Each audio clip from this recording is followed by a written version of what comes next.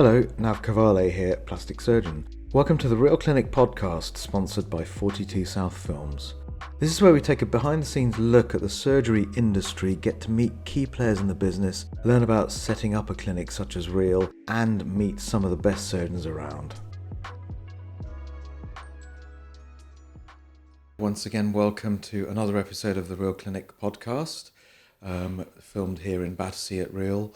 And today, my guest, I'm really pleased to welcome Georgios Orfaniotis, who is a fellow plastic surgeon who's doing a lot of work here at Real, which we're really pleased about.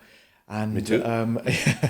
And yeah, I'm hoping, but anyway, first of all, thank you very much for coming. No, my pleasure. Thanks for inviting me. Thanks for taking. That's my first podcast, so It's not. I haven't done many. This is early days. We haven't filmed many, so I'm finding my feet. But yeah, I mean, I thought we could basically. I'm hoping we can spend about 45 minutes talking about plastic surgery, the things that you and I have in common. Mm-hmm. I'd like to hear your thoughts about the clinic, perhaps, as well. Of course. And also, we both work here. We're both big proponents of day surgery, Yes. Surgery, as it were, day case surgery, and get into that. But actually, before we get into any of that kind of stuff, let's talk about you. Tell us about yourself. Your background. Start from as early on as you like. So yes, I graduated 2002 in Greece and did Thessaloniki. Thessaloniki. Yeah, I had a fantastic time. Then I did my army and the rest of it and started my general surgical training in Greece. So I did 2.5 years there, general surgery, and then I moved to the UK in 2006. Okay.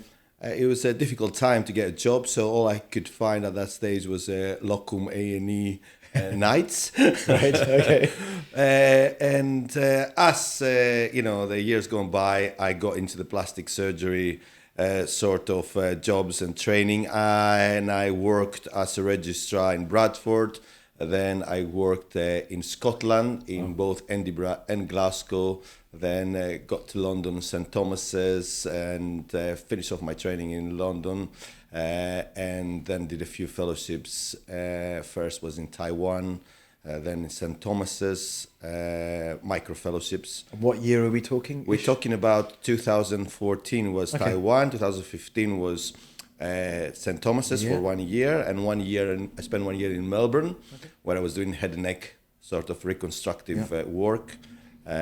Great time, and then came back, got my first consultant job at Royal London as a locum, doing microsurgery, mostly trauma and head and neck. And then I got the substantive job at St Thomas's 2018, which was head and neck with working with Bill Townley. And after that, I stayed in NHS probably not for long. So 2022, approximately 2 years ago, I signed out and I got fully private. Yeah. And mostly my work now is focusing on facial rejuvenation work. Yeah, cool. And you're based mainly in London, aren't you? Yeah, I'm based in London, yes, and I do operate mostly here and in another place in London, and I do all my cases as mostly as day cases, as you said. So, and you've been working here at Real for, it's at least over a year. Over a year. Over now, a year. Yes. We've been open, almost to the day, actually. It's 2 years since we did our first general anaesthetic.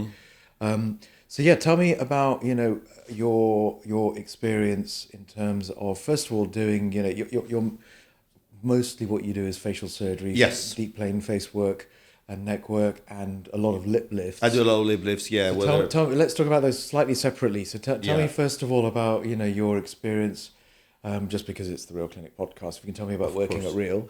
Yeah. And let's talk about faces. Tell me about Yes, how that's going. I think, working at Real started us doing the odd case here and there. And then I just realized that, it's a clinic where it was a lot of thought going into building a practice where it's like good for surgeons. It was good for patients. But what we forget about sometimes is how the surgeons would like a clinic to work.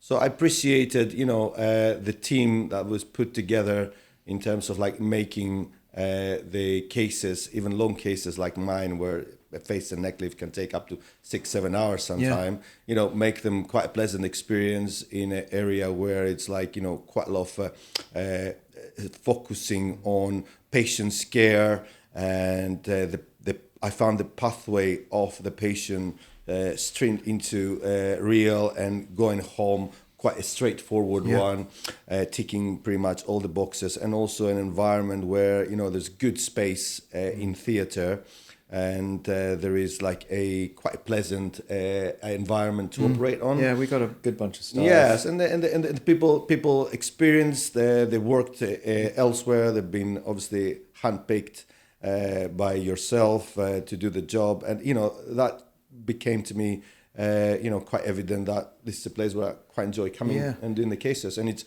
good for my patients.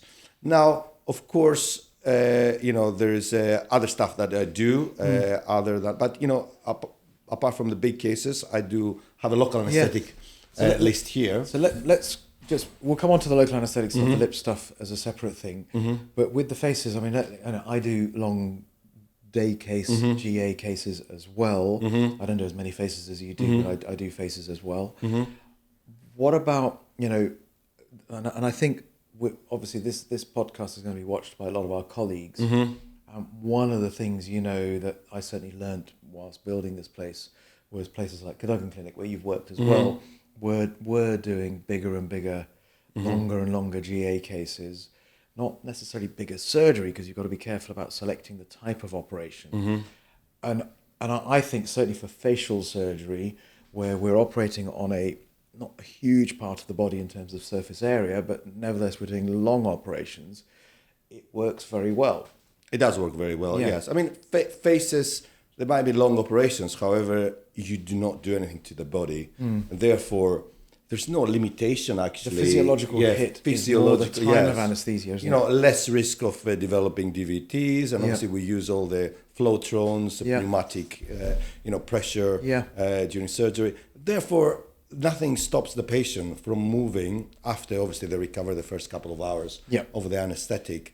So I find personally that when the patient is in this mindset that I'm going home, it just helps them to recover quickly. Absolutely. So all this like old-fashioned, we're going to stay in the hospital, having like 2 nights in the hospital, and the nurse will come, check our blood pressure, and it's going to lift us to go to the toilet. I think the patients recover much slower. And obviously the modern anesthetic has helped massively.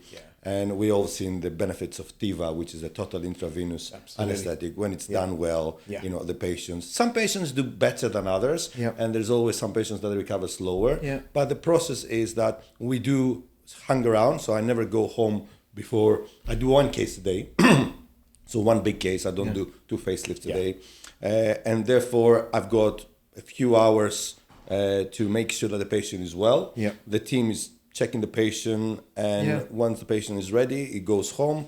They've got numbers, my personal number to call me if something in the middle of the night. And obviously the security of having a hospital that, if something happens overnight, there's an on-call team. I call them, and I never had to do that in real so far, which is good. But, again, the protocol is there, and the setup is there to use it if there is an emergency. So all this, I think, has helped me developing a day case sort of facial practice where I never had, any problems. Obviously, you have sometimes patients that they prefer to stay in the hospital, but that's because mostly they had an anesthetic 20 years ago, and the anesthetic was so heavy that they don't see themselves moving from the hospital. And also, I think that's absolutely true. I think patients who've had an experience as an inpatient, and possibly with gas anesthesia. They have their set ideas, and as we always say, it is all about managing expectations. Yeah, of course. And it is always about setting the initial ideas right at the beginning. And I think one of the things, certainly I so agree with you. It's if patients know that they're not going to spend the night in hospital, they're going to come in. Yes, it's a serious business. Yes, it's not something to be taken lightly, but you know what? You're better off going into your own bed, using your own kitchen, using your own toilet, familiar surroundings, less risk of cross-contamination, infection, etc., etc. Definitely. They you know what, they buy into it, and you know, we have all sorts of VIPs or whatever patients you might call it. They do not mind this cubicle. They don't mind. Patients, they want to be known. They want to know that they are well looked after. Exactly. And if something happens, there'll be somebody who's going to pick up the phone.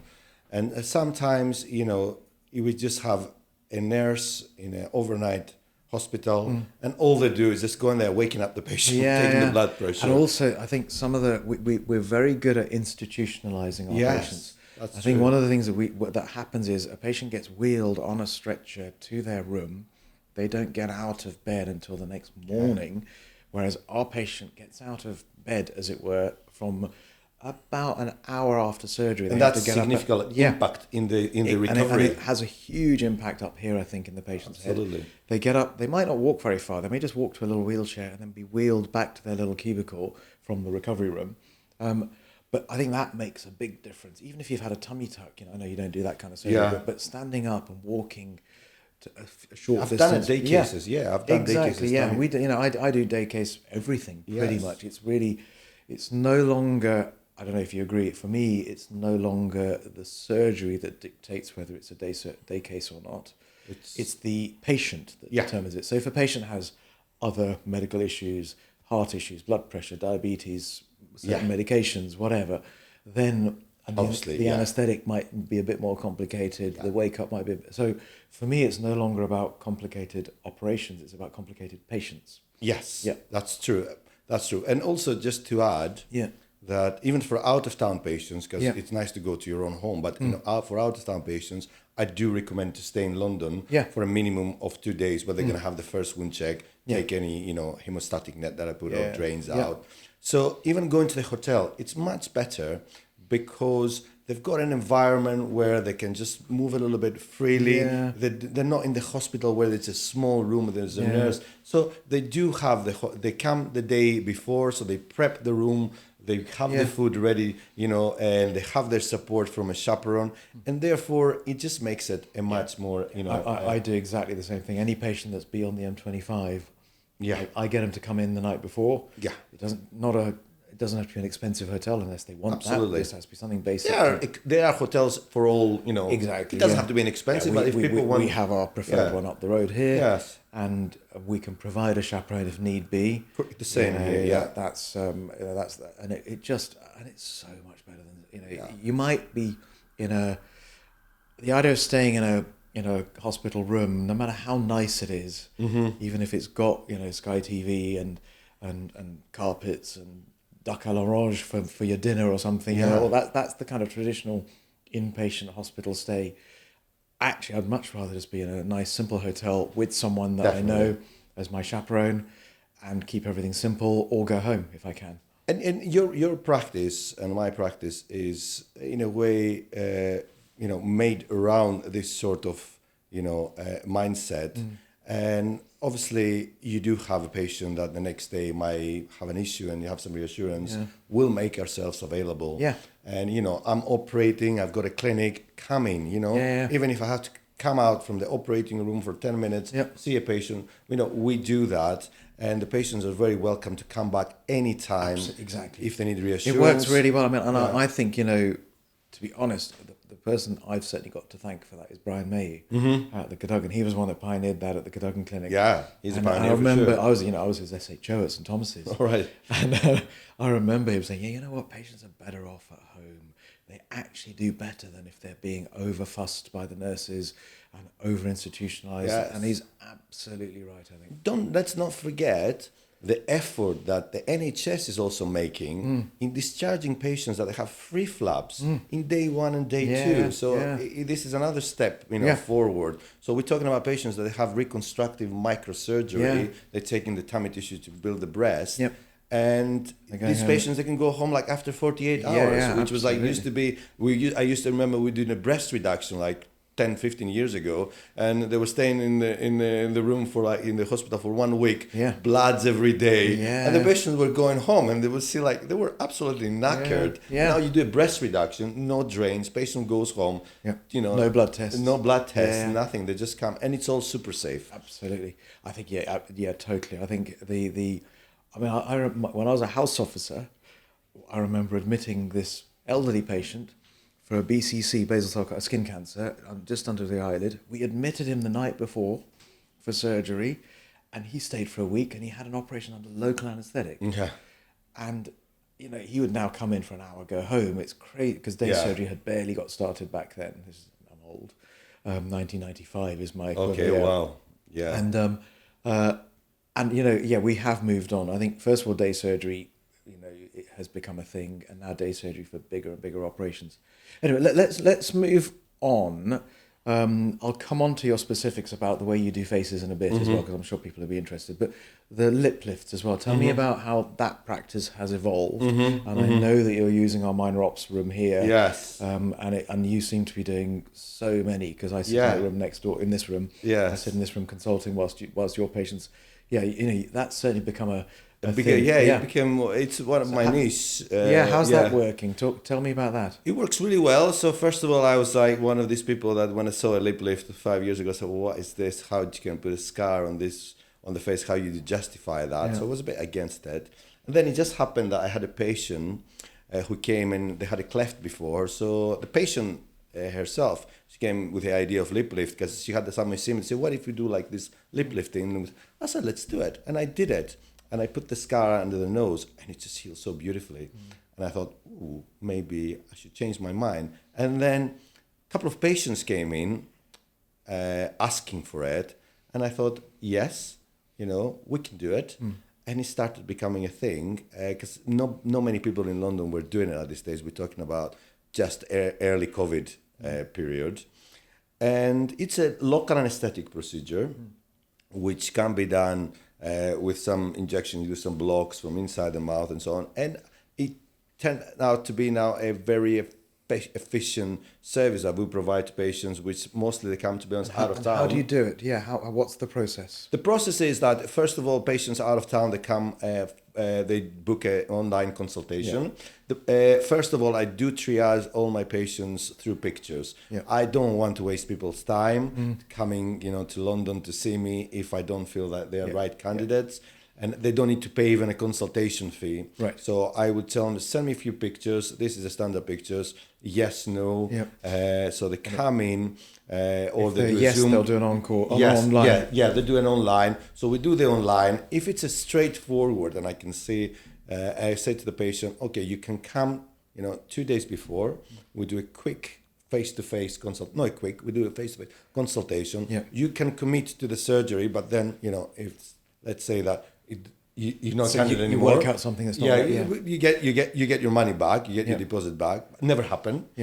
But if it's something that needs further discussion, and I need to assess them, because there's a lot of things that are going on with the lip lift. So you need to assess maxilla, orthodontics, noses. So sometimes it's not as straightforward as it looks. So I bring them in. I said, well, we can just chat first, and then we can plan the surgery for a face-to-face. And I do 1 or 2 consultations, as many as required, but it's one of these cases that you can do 1 consultation, 50% of my patients, and they come in.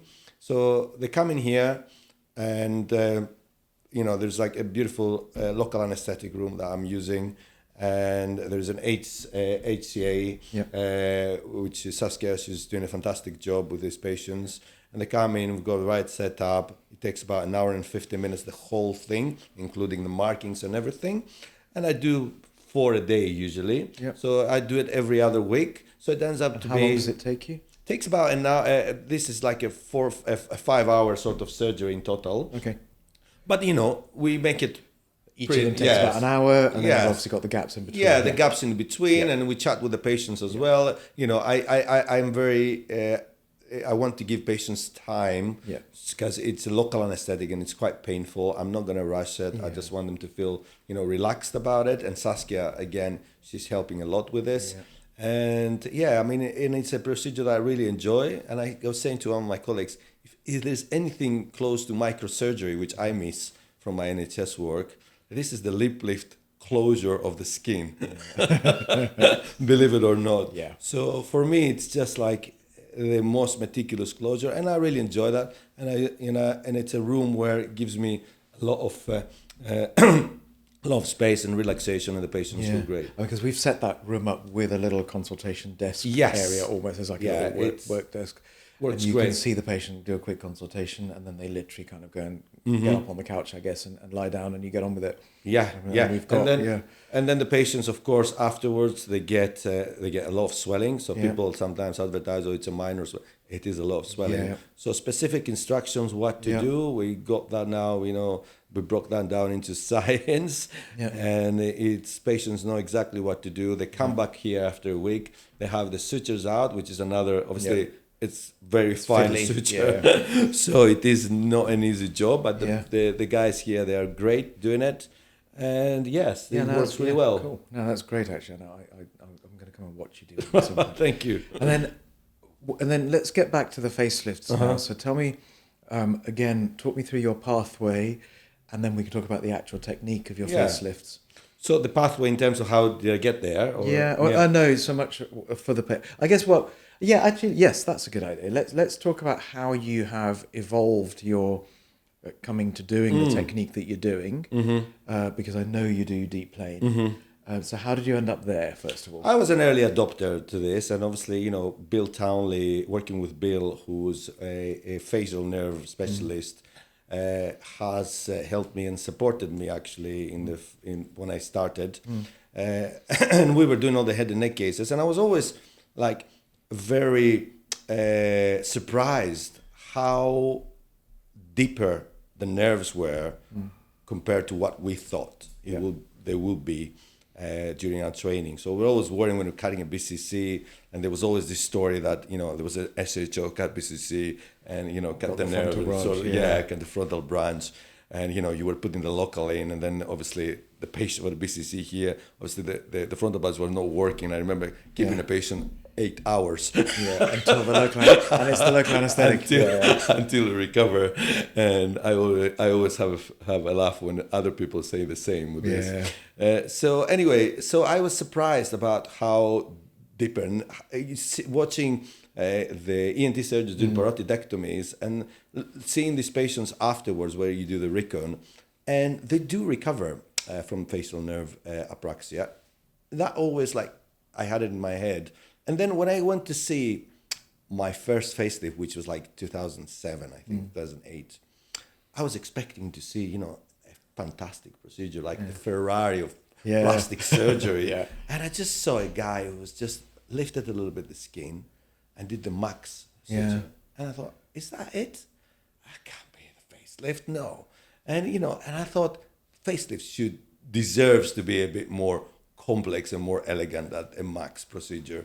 Not that I've got anything against Max, but So when I've read about the deep plane, I thought that's it.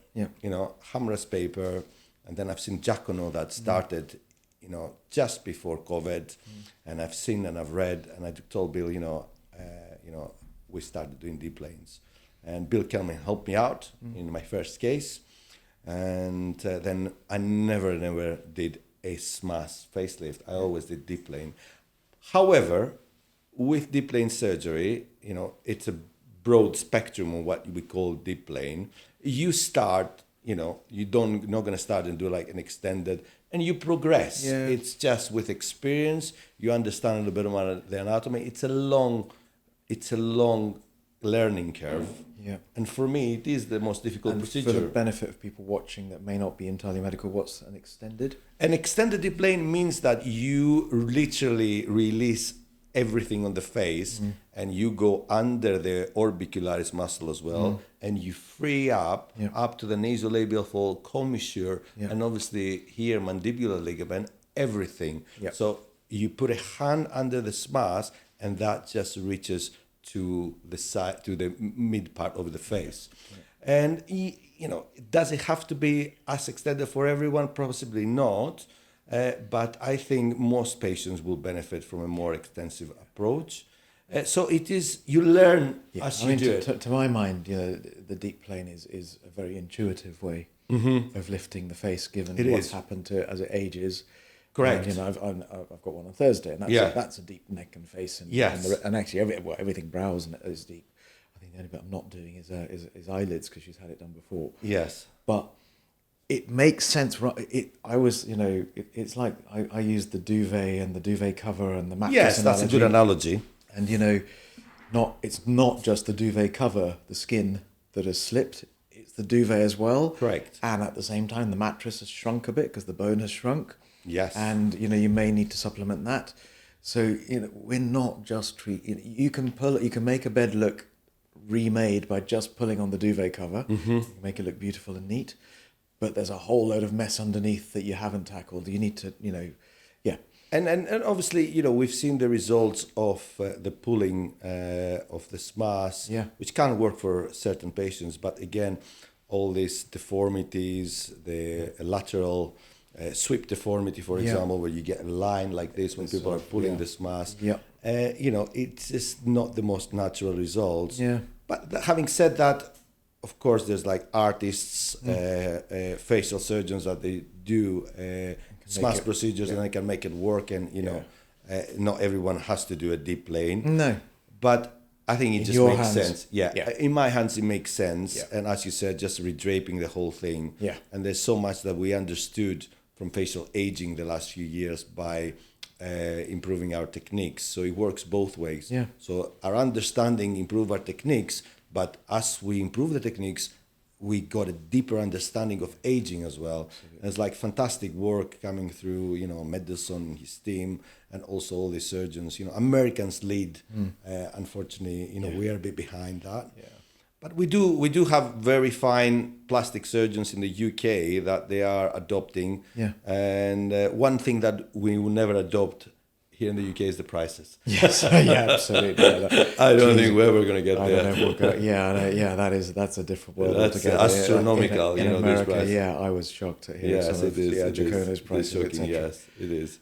So, what about the specifics of your? So, yes, you do deep plane, face and neck, extended deep planes. Tell me specifically about what you do. What's the Orfaniotis version of the Orfaniotis version? I think what I do is I try to understand a little bit about where am I pulling, because releasing and doing a deep plane, it's not very helpful if you're not using it the right way to suspend. So I think looking at a face, I now understand what a face is telling me and where to put and where to use my vectors and whether other additional procedures will work. Okay, so dig a little bit into that. What do you mean? Yeah, so essentially when you release, for example, you do your release, you're thinking about, okay, where am I putting it now? Where am I going to put my vectors? Is it going to be the 70 degrees? Is it going to be the 80 degrees? So I've started to understand a little bit more about listening to the face. And this is before you've made the first cut or after you've looked at it underneath? I think I have an idea before I made the first cut, but then I am very flexible during the operation to change a little bit what may have been an original plan.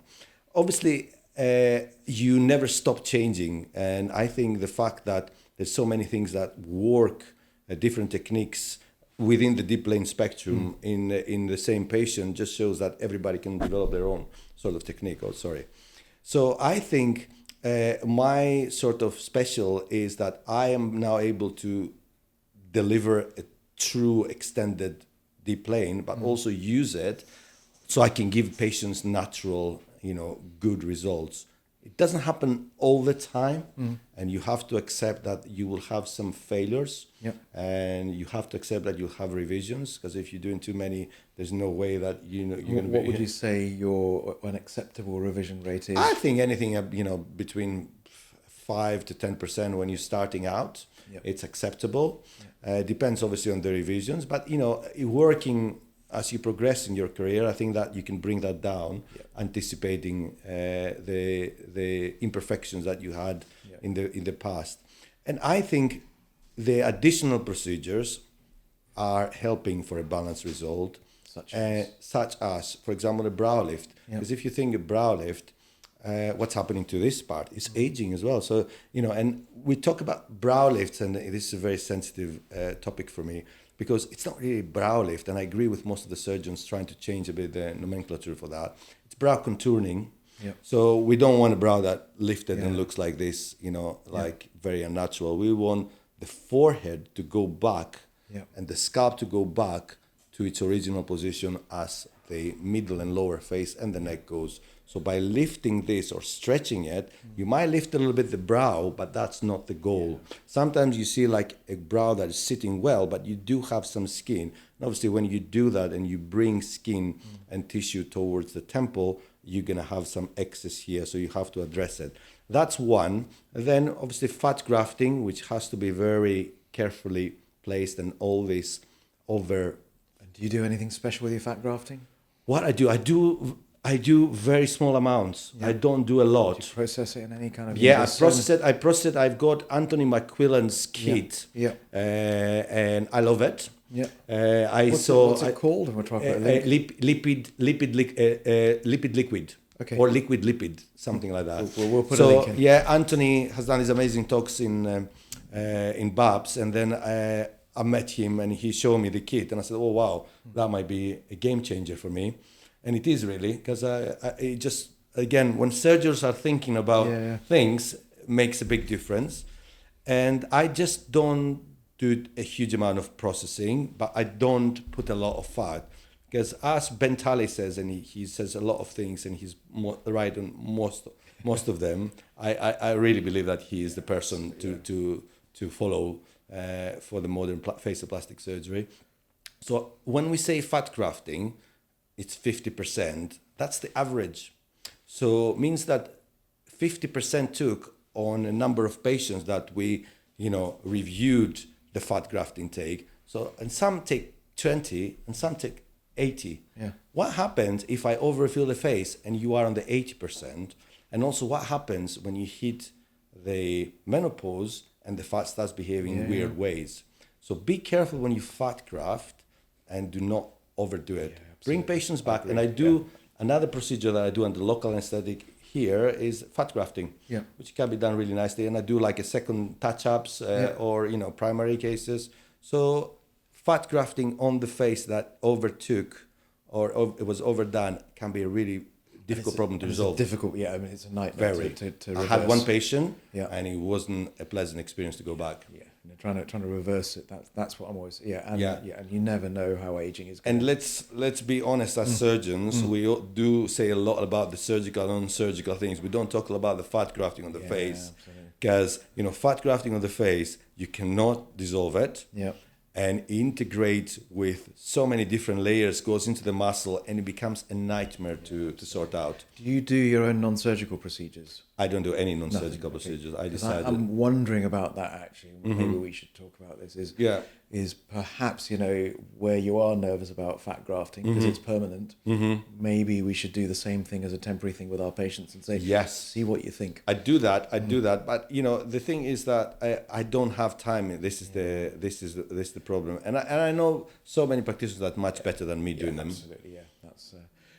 So, and then anything else specific about your face? I know you like the net. Yeah, I like the net. So I kept changing, drains, net. I think now I'm in a place where every time I remove submandibular glands, I put a drain. So one drain. If it's a very heavy neck, sometimes I put two. But I do like the net, regardless of drain or not. I think it just helps redraping the skin, and it does a very good job. And we have seen fantastic sort of recoveries in patients that otherwise they will have had issues with long-term swelling. And also when you do the net on the top of the drains or without the drains, you feel a bit more secure, because sometimes when the case is more than 6 hours, I like to give a dose of Clexane the next day. I think it's a good thing to do, just one, because this patient mobilized early. So it makes me feel a bit more safe. When they come back to your clinic, do they? They will come back after 2 days, and we just take everything down. And thankfully, there's nearly 250 facelifts now, and never had to go back for hematoma. So I should never have said that, but yeah. I had to go back on my second one ever, I think. Oh, I remember okay, back in the day, yeah. But that's another advantage of the deep plane surgery, that you don't have too much dead space. Exactly. You've kind of almost cut it out, haven't you? Yeah, exactly. Yeah, that's that. I agree. I think this was not a deep plane that I got. Yeah, it's just all this smash, supra smash dissection that you fight through the skin. Exactly. So, and then, I have to say, I haven't used the net yet. Yeah. I use tissue glue. I use fibrin glue. Yeah. And that makes me, that seems to my mind, it seems to hold. It does. Yeah. It does. You have to use it properly. I used it in the beginning. For a long case. And so you're going to try and convince me that the net is better than glue? I think the net is better, yeah. I think the net is better because also if you go back to a phase where you put the glue, you'll see quite a lot of difficult plane as well. It's fibrosis, I mean, that's not the case. But generally speaking, I think that the net is better. Cool. I'll accept that. But, having said that, let's talk about Mike Nayak, for example. I was using the glue. So I had patients, he did this video, said, I use drains, that's why I use the drains. And he had all this thing on his social media. And I had patients sending me the videos, you're not using drains. I use drains. Now he's put another video, I don't use drains, I use glue. Yeah, exactly. If I do that now, then after 3 months, I go back to the drains guy. Yeah. So everybody's changing in this industry. Yeah, I think that's good. We can be a fickle bunch of surgeons, I think, but it's interesting. And I always say to my patients, surgeons are like chefs. You'll never get any two good chefs agreeing on how to make an omelette. Yeah, exactly. Let alone, a big, complicated gourmet dinner. But despite all these OCDs and everything, I think at the end of the day, the patients still get good deals. Yeah. And as I said, regardless of the technique, the important sometimes is to find a person that you trust. Exactly. You've seen the work and you like them, and you think that they're going to look after you after the operation. So, deep plane, extended deep plane, that's all good to do. But again, I think the person who you trust is the best. Right, so let's now talk about neck. We can talk about the neck. Actually, more than that, do you want to talk about the neck? Is there anything in particular you want to talk about? Well, I think the neck is something that has changed the way we treat patients over the last, becoming a bit more aggressive. Yeah. But again, going a bit backwards and forwards with that, I think you should be aggressive on the neck, but not aggressive in removing stuff, aggressive or recontouring stuff. So it means changing positions rather than cutting it out, because they are important. The fat, for example, is important in the neck, and all this misconception about, somebody's got a little bit of heavy chin, just do some chin lipo. I think chin lipo is one of the worst operations you could do on a neck. Yeah. And I've done it, and, it just doesn't... So I think the lipo in the neck is almost to create the plane. Yeah, the lipo on the neck, it deprives you also from fat that lies on the superficial plane. That if you think about a neck that is aged, the first thing that you notice is how thin is the skin, and how quickly you can see the platysma under the skin on the aging. The little cobra head deformity. Taking this fat out, even in a young age, I don't think it's going to be of any benefit in the future. Yeah. Although you can see immediately that if you take the liposuction picture immediately, you're probably going to see a good contour, and I don't doubt that, but I don't think that's a long-lasting effect. Are you using any adjuncts, any energy devices? No, I don't use any. Although I don't have any problems with energy devices, as long as they don't penetrate the skin. Yeah. I think when they penetrate the skin, it's like putting the monopolar under the skin and just, evaporates the fat and burns the fat. So I think you should be a bit cautious doing that. But generally speaking, Morpheus... we've got Renuvian here, for example. Yeah, Renuvian. I don't know. I like the Renuvian for as long as it's combined with sensible, minimal lipo, if any, or a decent plane, perhaps. And because it appears, I think it's a slightly more controlled and a much gentler, as long as you're sensible about it. Yes. Form, because it's a control burn underneath. At the end of the day. It is a controlled burn. Yeah. But I think the problem with the liposuction is that also it's done by people that, because it's an easy operation. Some people that they don't have a huge amount of knowledge, including non-surgeons, they will be like, a bit of chin lipo, people doing vaser and stuff like that. So I think, not understanding a little bit of the layers, but sometimes I do open the neck and I feel, she's got a bit of subcutaneous tissue, and I just look at it and say, imagine if I was doing chin lipo here. There's no way. Even I open so many necks and I still get surprised how little subcutaneous fat exists. That's my big take on the buccal fat removal, actually. Yes, buccal fat is another one. Yeah, I think, I'd much rather remove it under direct vision. Yeah. Doing it sort of endoscopically almost. No, I do resuspend the buccal fat because there is some contribution of the buccal fat as it prolapses to the jowl. So I think you can push it back to the facelift, but not necessarily reducing it. It's resuspending it. I think, exactly. I agree with that totally. Okay, let's now just talk general things, really, because, I'm sure you have patients who come from abroad for surgery or travel a long distance. Mm-hmm. What about people who do the opposite, surgical tourism? Mm-hmm. Now, we've spoken, first of all, and you've mentioned it already today, is, get to know your surgeon, find a surgeon you trust, find a hospital that you feel comfortable in, feel safe in. Yes, for the patients who are coming to you here, I am I do have patients who come to me from abroad, but what's your advice for people who are perhaps wanting to go abroad? Let's say they're going to go abroad to Mike Nayak or Andrew Giacomo. Yes. What's your advice to a patient from the UK who's thinking about doing something like that? And what is your advice to someone who's thinking about going to a cheaper country for surgery without mentioning different, isn't it? Yes. Yeah, I think always the first advice is don't go by the price, go by the surgeon. And if your reason for going abroad is that your surgeon does this particular technique or you like it, for example, lots of people go to Turkey for noses, but they like the style of the surgeons in Turkey, and they've seen. And we have to say that some of the Turkish surgeons, facial plastic surgeons especially, they are pretty at the forefront. Amazing, yeah, they are amazing. So just pick a surgeon, don't pick the price. And I think when you go abroad, do not go with a company. At least in the UK, you kind of know the companies, and but if you go with a company abroad and you just get a deal, like get some free liposuction for a tummy tuck or whatever it is, the deal, I think you're going to be in trouble, because it's just like, the lottery, and the chance of winning the lottery, they're quite slim.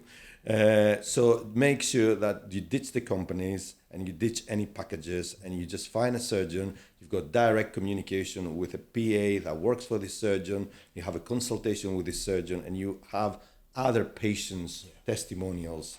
So, and make sure that the price is actually good for this surgeon to be at the top of his game where he does it.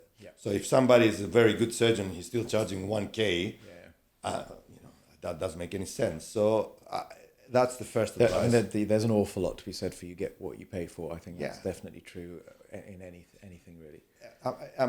There are very few surprise bargains when it comes to surgery. Yes, and I totally get it that there will be some people that they went and a registrar level surgeon did their mommy makeover and ended up being a successful one. But at the same time, they're not ready to do these cases. Most of the surgeons that they work for, I'm always saying I lectured some students at the weekend for part of the BAPRAS thing, and I put up I always put up every surgeon knows how to operate. It's knowing when to operate and when to not operate.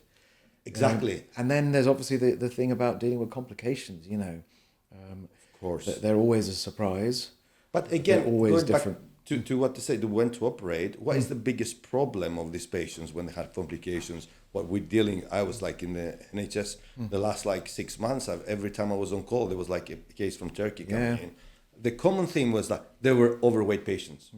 So they do not triage the patients, and they do not say no when these patients are smokers, when they just still going to do mommy makeover, BMI of 36, smoker, they will do it. We're never going to do these operations here, and we don't do it for the right reasons. The second aspect of your question is what would advise if somebody goes abroad to Mike Nye and all this sort of thing. I said, when you book these surgeries, make sure that you don't go all in. So do not put credit cards to go and have the surgery for $100,000 and make sure that you financially you're stable to have another trip and pay more money to fix a problem, because everybody's got problems. Obviously, Mike Nigel and Ben Talley, they have fewer problems than I have probably. But again, when it comes to surgeons doing a lot of surgeries over the year, because this is what the financial, model is that they work on. So they do might be doing 6-7 facelifts a week, some of the surgeons. You might be the unlucky one. So make sure that you do have the money and you don't expect this to be fixed, because it will be a complex issue from somebody for cheaper. Yeah, exactly. And also make sure that you do have the support that you need. Don't go on your own. Don't take a friend that is going to freak out seeing you in the lane. Don't take this trip on your own. Make sure that you have a lot of support. You take time off, and this is the thing that sometimes we surgeons, we try to accommodate, and as much as we would like to make it, don't worry, you're gonna be fine. After 1 week you're gonna be going to work. You're not. Yeah, that's the thing. I think facial surgery in particular is a project. It's a life event. I'm always saying, treat it like a life event, like buying a new house, getting married. Definitely. It is a life event. Yeah, like starting a new job. Make sure that you have a chunk of time dedicated to this life. Yes, definitely. And you do have nice people around you, because when you're going to have a wobble, the last thing you want, a husband, partner, wife, whatever, telling you, told you so. I told you, look at this, you're ruining my holiday. Yeah, exactly. Who's going to take the kids to school? Yeah. You can't go to work. Yeah. This sort of thing. Yeah, exactly. You need someone who's there for you no matter what. And I think that's true for all cosmetic surgery. Yes, correct. But because of your face, you won't be able to go out. Yeah. I mean, you can put a bit of a wound on the boob and just put a dressing and go. Yeah. If there's a problem on your face, absolutely. I think there is, and it is a roller coaster ride, isn't it? It is, definitely is. Absolutely. The amount of support that people need. Some people, they are prepared and they know exactly what they're going to go through. Some people are not, and some people, they don't even read what you say, they don't listen to what you say. They want it, they've seen the picture, and they just think that it's going to be a walk in the park. Kind of hoping it'll all be okay. Yeah. And if it's not 100% okay, then it all falls apart. Yeah, absolutely. So make sure. I think that's absolutely right. So I think I'm a little bit conscious of time. I mean, we've got a bit of time, but anything before we wrap up? I've got a couple more questions. But what anything you wanted to talk about that we've forgotten about? No, I think I think we touched on most of the bases, and because it's a real clinic podcast, I'm not here to advertise it. You're not going to give me better quotes if I do that. But, the fact that I'm bringing my patients here to have their operation, it says it all, really. Yeah, I'm really happy. Yeah. I'm really grateful that you're doing so. I wouldn't do that if I didn't trust the clinic and the people that they work here. So I feel quite secure. And obviously, we're all learning by doing complex surgery. And we have brought the right equipment as we go along, even more specialized equipment. And the surgery is done safely, but also I do enjoy it, because what people forget sometimes is that it's a job that we do, but it has to have a part where we enjoy.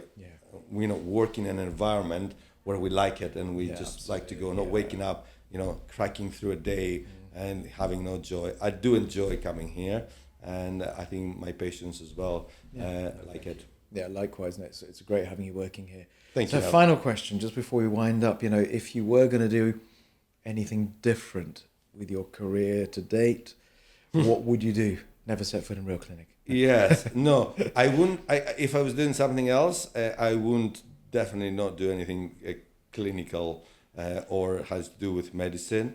I think selling yachts in the really in the Mediterranean Sea, and trying one for 1 week for 40 weeks a year before I sell it. That would be one job. But I do plan to retire early, and I hope I'm not going to be 70 years old and somebody shows me this podcast. But it's physically this job is very very demanding. It is demanding. So I think at 60 plus something, I would hope that I will be probably you be there as well in Greece in a place to chill out. Absolutely, we could share a beer on a beach.